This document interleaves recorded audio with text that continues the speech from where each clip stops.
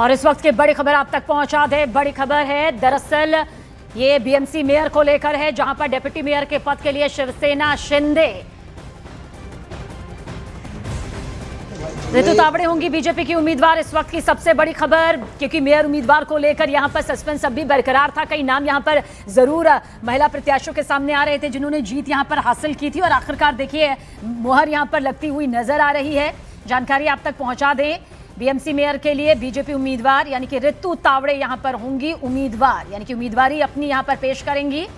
इस वक्त की सबसे बड़ी खबर आप तक पहुंचा रहे हैं, बीएमसी मेयर को लेकर जो सस्पेंस बरकरार था आखिरकार वो साफ हो चुका है। रितु तावड़े बीजेपी उम्मीदवार होंगी। विवेक गुप्ता ज्यादा जानकारी के साथ। विवेक,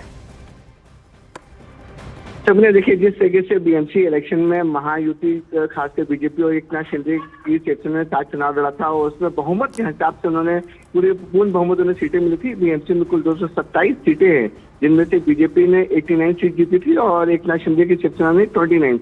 तो बहुमत आराम से क्लियर हो रहा था। तो अब सवाल खड़े हो रहे थे कि जब ये खबरें आ रही थी कि एकनाथ शिंदे को मेयर पद चाहिए था और बीजेपी को भी मेयर पद चाहिए था, इसको लेकर काफी ज्यादा खबरें आ रही थी। अब जो पिक्चर है वो क्लियर हो चुकी है।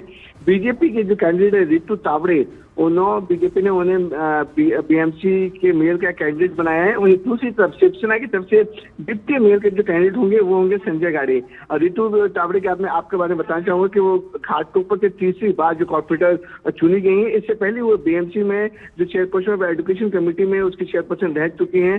बीएमसी में उनकी अच्छी पकड़ है, जो कामकाज बीएमसी का है वो अच्छे से जानती हैं। और सबसे अच्छी बात है कि जो जहां से वो पार्षद है वो पूरा गुजराती इलाका है, लेकिन रितु तावड़े एक मराठा है। तो बीजेपी ने सब कुछ देखने के बाद कि मराठी मानुष भी नाराज ना हो, गुजराती जो वोटर्स है वो भी नाराज ना हो, और ये पूरा जो कॉम्बिनेशन बनाकर अब इनको उम्मीदवार बनाया है। और माना जा रहा है कि रितु तावड़े का उम्मीदवारी करना एक बड़ा एक पूरी प्लानिंग के तहत उन्हें ये बनाया गया है। अब देखिए 11 तारीख को एक चुनाव होंगे।